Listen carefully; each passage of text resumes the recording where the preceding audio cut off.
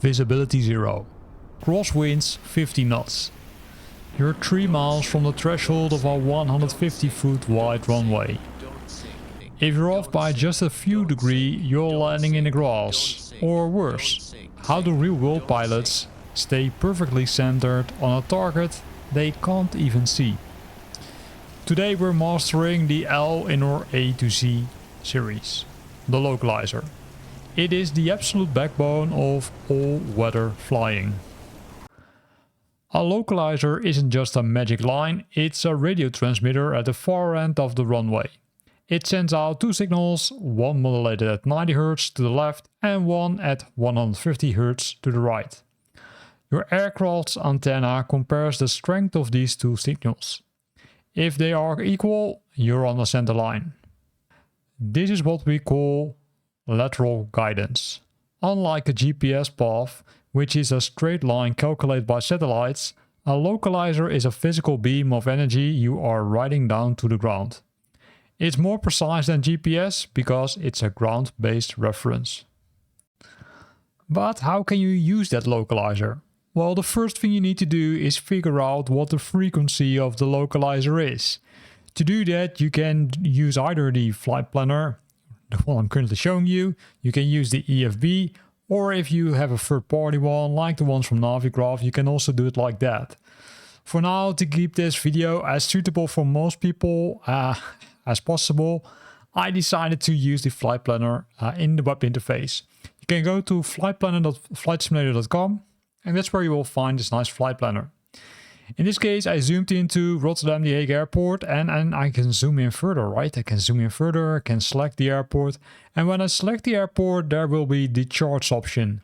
Inside the charts option, I can go to the approach and I can select, for example, the ILS or localizer number 6. This is a localizer, yes, correct. Then I press the option preview chart and I can close this one to create a little bit more room. So what does it show me? Well, it shows me the approach, right? I need to go via Marseilles or via Dovmu and then fly to the next beacons, and then eventually I will be able to, say, find that center line. Here you can see the left and the right side, as I already explained, but how can I figure out what the, let's say, localizer is? Well, to do that, you look simply at the right top, because here it says ILS or log for runway 06 is 109.1, right? It's ROS, that's the, I would say, navigate. And then you see these nice blips on the bottom. And then you might think, hey, what are these things? Well, that's the Morse code. Because yes, these navigates are sending out a Morse code, which you can even hear. Let's jump inside the aircraft and let's see if we can listen to the Morse code while we tuned in to this beacon. So here we're in the cockpit of the Cessna 172 G1000. And what I'm going to do is I'm going to configure that frequency. And you can do that using these knobs. So I'm going to change it to 109.10. That was the correct number. And then I'm going to switch the active nav using this button. Now you need to turn up the volume and then you might even not hear it. And here's a trick. Let me show you quickly. So what you need to do is you need to press escape and go to the settings and then go to the sound and then shut down or turn down the volume of the engine massively. This is what you see on the internet. A lot of people are complaining about it, but if I now kind of would say shut up and then increase the volume, you should be able to hear that, I would say, Morse code. So let me do that. Let me, I would say, silence myself. Let me increase the volume of Flight Simulator and then let's see if we can hear it. But before we do that, I forgot one important thing. You need to press nav and then you need to press play. And let's see.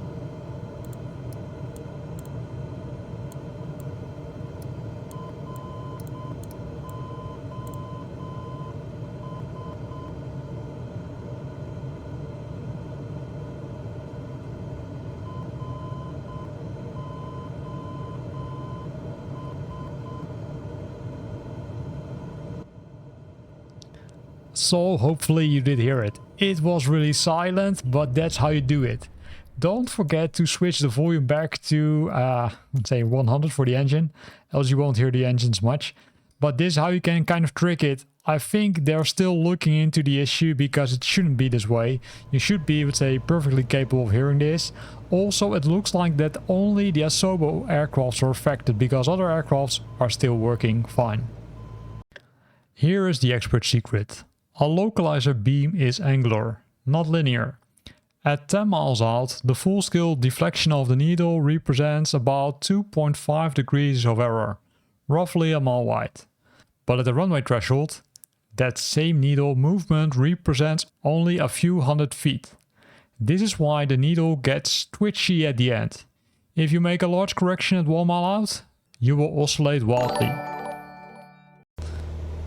So we're on our way to Rotterdam The Hague Airport, but we're approaching via a different runway. So we first need to figure out what the localizer is.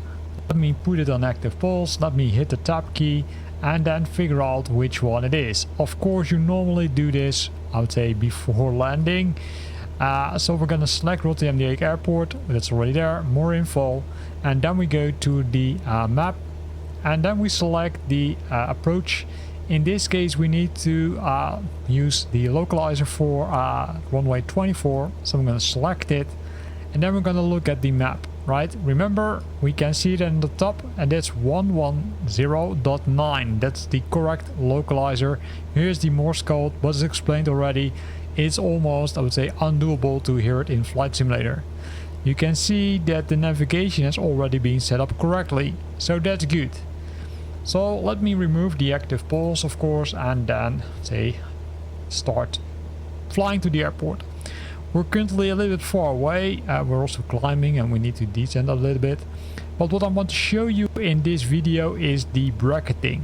And the bracketing has to do with making sure that we're aligned to the runway, because you can currently see over here that we're not aligned perfectly. So let's first fix that. So the idea of bracketing, it also helps with if there's a strong wind, is that you steer 5 degrees compared to the course which you're flying, and then say wait until that line centers. Normally that happens pretty fast, and of course you can always decide to move, in this case, more to the left, because that eventually will fix the issue. Right, if I would now turn more to the left, then I can make the adjustment. Once the line has been centered, then the pilot can turn 2 degrees back to make sure that we're aligned again. That's most cases only needed if there's a strong wind, right? Because normally what you will see is that you, I would say, can simply fly straight in. But especially if there's a wind, you need to make that correction. So currently I'm almost centered, right? So I'm steering back a little bit more. Can see it over here. It's almost on the center line, and there we already see the runway. So we have the runway in sight. We of course need to decrease our altitude because we're flying far too high, as you can imagine. And I would say these modern navigation systems will really help you, because they will help you figuring out where you are, but still you need to use your brains a bit to make sure that you're flying into the correct direction. So the bracketing again, if you're drifting to the left, you turn 5 degrees to the right. Then you don't turn back until the needle starts moving toward the center. If you're flying to the center, that's what we call, I'd say, bracketing. You will find the exact heading that compensates for the wind. So in this case you do see that there's not a really strong wind, so I don't need to, say, correct myself a lot. But I'm of course flying not 100% center line, but that's because I'm, say, watching at my screen and also, let's say, watching at another screen, and then of course you go crazy and then things will go wrong. So make sure that you're descending correctly, and then you will be perfectly fine aligned to the runway. So what you can see from this, I need to correct it again. So make sure that you're flying a little bit more to the left side and then making the correction. Normally what you would do is, if there's a strong wind, you can use that 5 degrees to correct it, and then the 2 degrees once you're centered. That should work perfectly fine with the bracketing part. Now let's talk about the backcourse trap. A localizer signal radiates out of both ends of the antenna. If you land on the opposite side, the signals are swapped. Now imagine that you want to use that reverse sensing. On an old school CDI you have to fly away from the needle to get back to the center. It's mentally exhausting. However, on this modern HSI, the G1000, if you set your course to the front course, the computer flips the logic for you. But there's one warning. If you forgot to hit the BC button when you're on the autopilot, things will go wrong. Where can you find it? Relatively easy. If you zoom into the autopilot, either on the co-pilot side or the pilot side, you will find the BC button over here. Activating this will ensure that you will not end up into the woods. Mastering the localizer is your first step to becoming a true Category 3 pilot. Practice it in the rain, practice it in the fog, and soon you'll never need to see the runway to land on it.